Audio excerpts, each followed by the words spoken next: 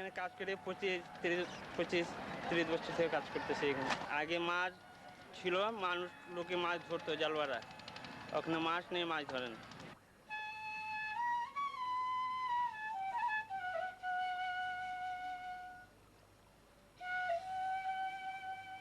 আগে এই নদীতে যে এই পানি আসলো, এই পানি নাই, পানি পইসে গেছে গা, মাছ মুছ যা আসলো সব নাইমে গেছে গা।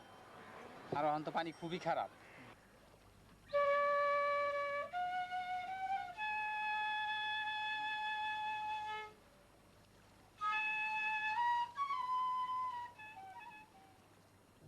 পরিবেশ নানাভাবে দূষিত হচ্ছে এবং নদীর পানি বিভিন্ন অঞ্চলে বাংলাদেশের দূষিত হচ্ছে এবং বুড়িগঙ্গার পানিও যথেষ্টভাবে দূষিত হচ্ছে। এটা আমি সঠিক বলেই মনে করি। এবং আমরা যে উপাত্ত সংগ্রহ করছি, প্রতি মাসে আমাদের বুড়িগঙ্গার জন্য 4টা মনিটরিং স্টেশন রয়েছে। এই মনিটরিং স্টেশনে আমরা প্রতি মাসে আমরা পানির নমুনা সংগ্রহ করে থাকি এবং পানির নমুনা আমাদের ল্যাবরেটরিতে আমরা বিশ্লেষণ করে থাকি।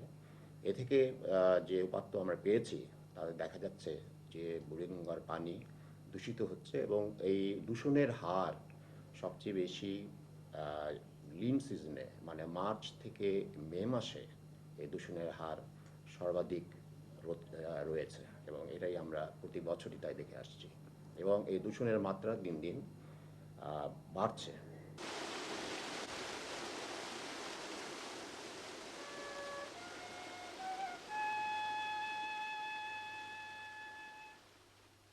আমার নাম মোহাম্মদ কুতুবুদ্দিন। আমার বয়স হয়তো 40-42 হবে, কিন্তু আমার জন্ম এখানে এবং আমার বাপদাদা বাড়ি এখানে। এখানে স্থানীয় একজন। হ্যাঁ, মাছ ছিল আগে। আগে মাছটা তো ধরতো, মাছটা যেমন কি ওই আমাদের ওই এলাকা পর্যন্ত ওইখানে পানি যেত, ওইখান থেকে আমরা ছোটোকালে মাছ ধরছি। এখন তো এখানে পানিও যায় না, আর মনে করেন মাছের এই নদীতেই মাছ থাকে না।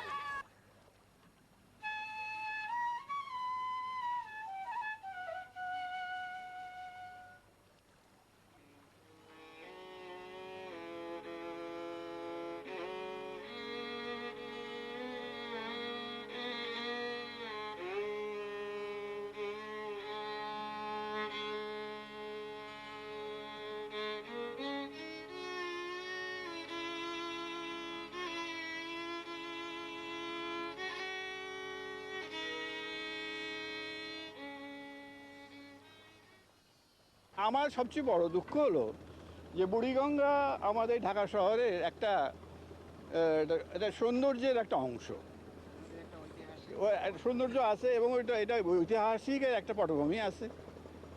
এটা দিনকে দিন নষ্ট হয়ে যাচ্ছে বিকজ অফ দি পলিউশন, এবং এটা রোধ করার কোনো যে এফেক্টিভ ব্যবস্থা আমরা লক্ষ্য করি না।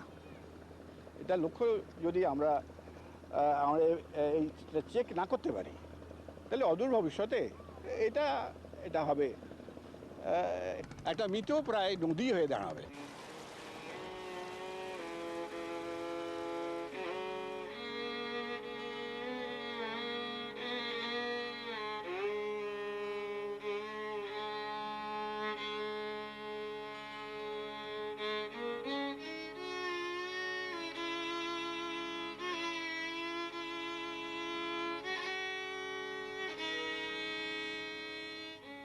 আমি যখন ছাত্র ছিলাম তখন দেখেছি যে জেলেরা নদীতে মাছ ধরে, ওই রকম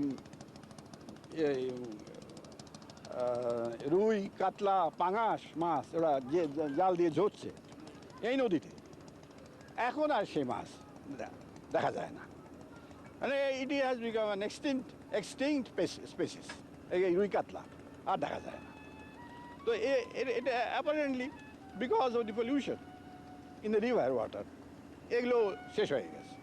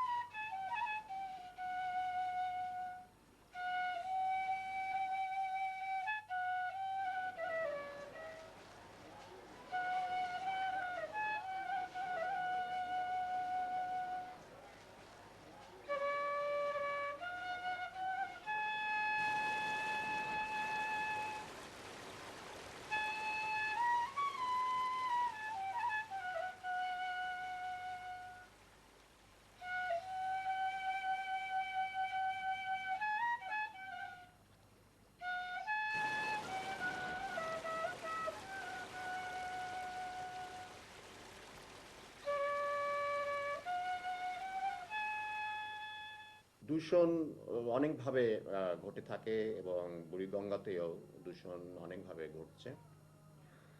প্রথম উৎসের কথা বলতে গেলে বলতে হয় যে শিল্প থেকে যে বর্জ্য বেরোচ্ছে, যে বর্জ্যের সৃষ্টি হচ্ছে, সেই বর্জ্যটা বুড়িগঙ্গা নদীর আশেপাশে যে সমস্ত শিল্প রয়েছে সেই শিল্প থেকেই যে বর্জ্য তৈরি হচ্ছে, সেই বর্জ্য বুড়িগঙ্গা নদীর পানিতে অপরিকল্পিতভাবে ফেলে দেওয়ার ফলে সেগুলো যথেষ্টভাবে বুড়িগঙ্গার পানি দূষণ করছে। এছাড়াও পয়ঃবর্জ্য রয়েছে, বিভিন্ন প্রতিষ্ঠান থেকে সিওয়ারেজের পানি, ওয়েস্ট ওয়াটার, এগুলো বুড়িগঙ্গা নদীর মধ্যে পড়ছে।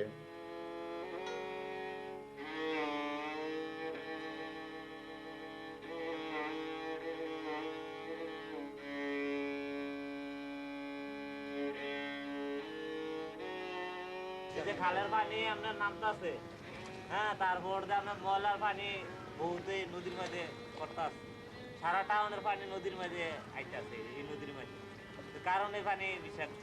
আগে আমরা টান দিলে 20-30 টাকা 40 টাকা মাছ আইছে, ওখানে আমরা সারাদিনে যদি কোনোদিন 100 টাকা ব্যস্ত পারি, কোনোদিন 50 টাকা ব্যস্ত পারি। না, এই অবস্থা তো বসবাস করা ঠিক না, উপায় নাই তো, বাঁচার তাগিদে থাকতে হইতেছে। অসুখ বিসুখ অবশ্যই আছে, মুক্তি পাওয়া যাবে না।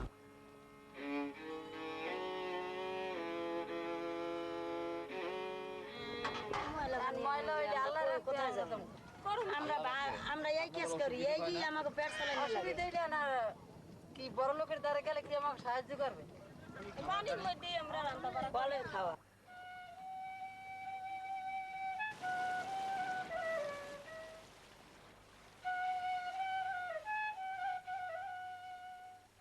নদীর দুই ধারে অনেক সুয়ারেজ লাইন আছে। সেই সুয়ারেজ লাইন আছে ওয়াইজঘাট, মিটফোর্ড, পোস্তগোলা, তারপরে বাদামতলি, এই বিস্তীর্ণ এলাকায় এইসব ওপেন সুয়ারেজ লাইনসগুলো রয়ে গেছে। তো এখান থেকে, এই সুয়ারেজ লাইন থেকে যত বর্জ্য সমস্ত পানিতে এসে মিশছে। তাছাড়া এই নদীর ধারে অনেক ছোটোখাটো শিল্প কারখানা আছে, বরফের কারখানা, তারপরে ইটের ভাটা, এই সকল থেকে এই স্থান থেকে বর্জ্য নদীতে এসে মিশছে। এর ফলে হচ্ছে কি, যে নদীর তলদেশ ভরাট হয়ে যাচ্ছে আস্তে আস্তে। একটা সার্ভেতে পরিবেশ পরিদপ্তর হিসেব করে দেখেছে যে প্রতিদিন প্রায় 10 লক্ষ টন বর্জ্য নদীর তলদেশে এসে জমা হচ্ছে। এর ফলে দেখা যাচ্ছে যে নদীর পানি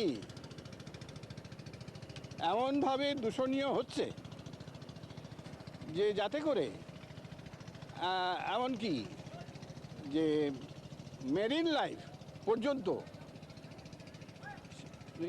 শেষ হয়ে গেছে।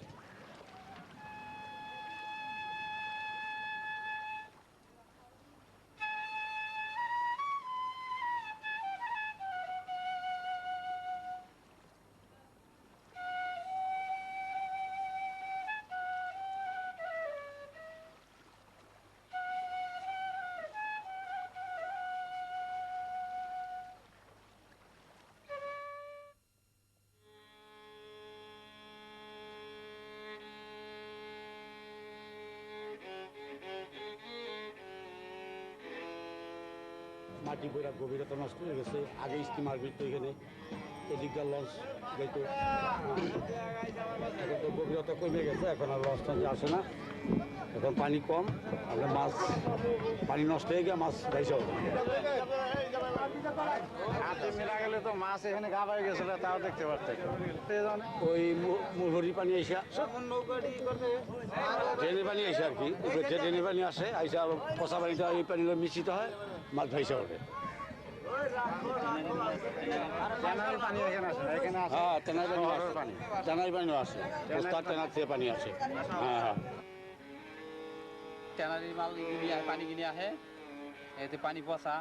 ধরেন ওইখানে তেন পচা গাড়ার পানি আসে, বুঝছেন? ড্রেনের পানি তো, মেন ড্রেন আছে ওই সামনে, ওইখান থেকে পচার পানি আসে, চামড়া পচা, তারপরে এমনি পচা গাড়াগুড়া আছে, ওইটির পানি আসে এখানে।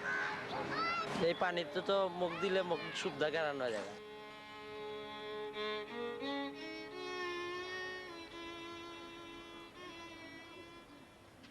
সবচেয়ে বড় সেই উৎস হলো হাজারীবাগ ট্যানারি। এখানে কয়েকশো ইউনিট রয়েছে ট্যানারির, এবং এই ট্যানারিতে কোনো রকম শিল্প দূষণ নিয়ন্ত্রণের ব্যবস্থা নাই, এ পর্যন্ত এখনও গড়ে ওঠেনি, এবং যার জন্যে যে বর্জ্যের সৃষ্টি হচ্ছে সেই বর্জ্য নানাভাবে বুড়িগঙ্গা নদীর পানির সাথে মিশছে। সেই জন্য আমি বলবো, এবং আমরাও যে বিভিন্নভাবে যে সমস্ত আমরা সার্ভে আমরা করেছি তাতে দেখা যাচ্ছে যে এই শিল্প, এই যে এই ট্যানারির জন্যেই বুড়িগঙ্গা নদীর পানির যে গুণগত মান দিন দিন অবনতির দিকে যাচ্ছে।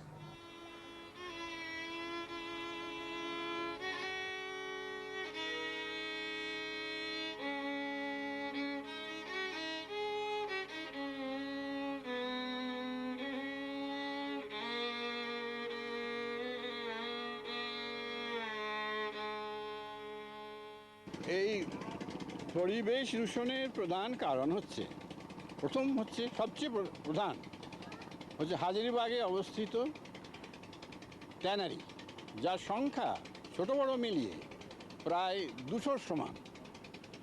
এই ট্যানারি থেকে প্রতিদিন 2500 থেকে 3000 গ্যালন বর্জ্য নদীতে মিশছে। প্রায় 10 লক্ষ লোক এফেক্টেড। তারা এমনকি গ্রীষ্মকালে এই পানি ব্যবহার করতেও তারা ভয় পায়।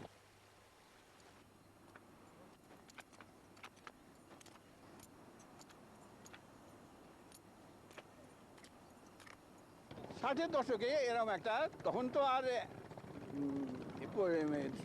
দূষণের মাত্রা এত অধিক ছিল না। তখন হাজারীবাগ এলাকা বুড়িগঙ্গার ধারে কাছে ছিল, আর সেই তখন নাম্বার অফ ট্যানারিও অত বেশি ছিল না। তখন যে ওয়েস্ট সেটা ম্যানেজ করা একটু সহজ ছিল, কিন্তু এখন তো অবস্থা আনম্যানেজেবল হয়ে গেছে। গোটা এলাকা, হাজারীবাগ এলাকায় এখন বসবাসের অযোগ্য হয়ে গেছে।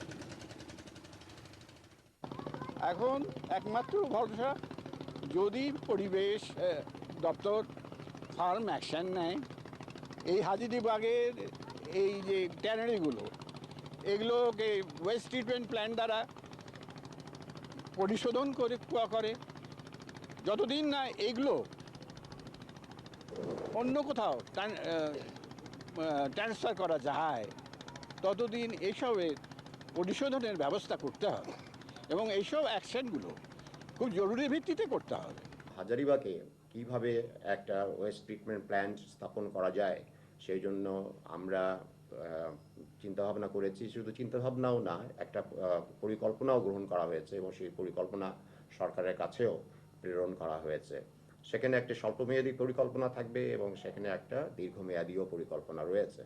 এই কর্মসূচির মধ্যে আমরা ঠিক করেছি যে হাজারীবাগ যতদিন না অন্য এলাকায় স্থানান্তর করা হয়, হাজারীবাগ এলাকায় একটা ট্রিটমেন্ট প্ল্যান্ট স্থাপন করা হবে। এবং এই ট্রিটমেন্ট প্ল্যান্ট আমরা মোটামুটি এক বিদেশি সংস্থার সাথে আলোচনা করেছি যে তারা কিছু সাহায্য আমাদেরকে দেবে, কিন্তু এই ট্রিটমেন্ট প্ল্যান্টের বৈদেশিক সাহায্য শুধু নয়, হাজারীবাগ ট্যানারির যারা উদ্যোক্তা আছেন, শিল্প উদ্যোক্তা আছেন, তাদেরও এই ব্যাপারে অংশগ্রহণ করতে হবে। এবং যৌথভাবে আমি মনে করি যে একটা ট্রিটমেন্ট প্ল্যান্ট স্থাপন করা হলে, এই শিল্প বর্জ্য পরিশোধন করা হলে পানির দূষণ ঘটবে না, বায়ুর দূষণ ঘটবে না।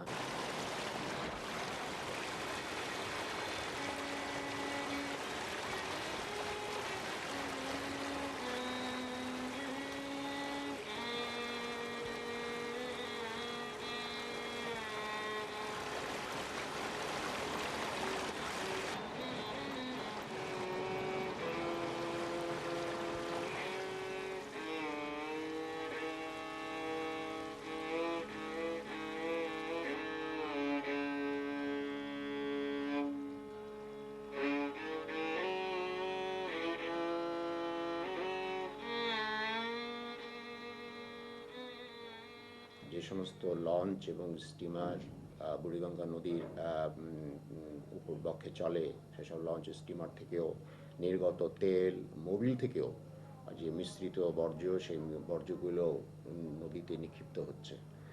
তো সবগুলোর উৎস যেগুলো আমরা মূল্যায়ন করে দেখেছি, তার থেকে এটাই স্পষ্টভাবে আমরা দেখতে পেরেছি, সেটা হলো এই যে শিল্প বর্জ্যের দরুনই সবচেয়ে বেশি দূষণ ঘটছে বুড়িগঙ্গার পানির।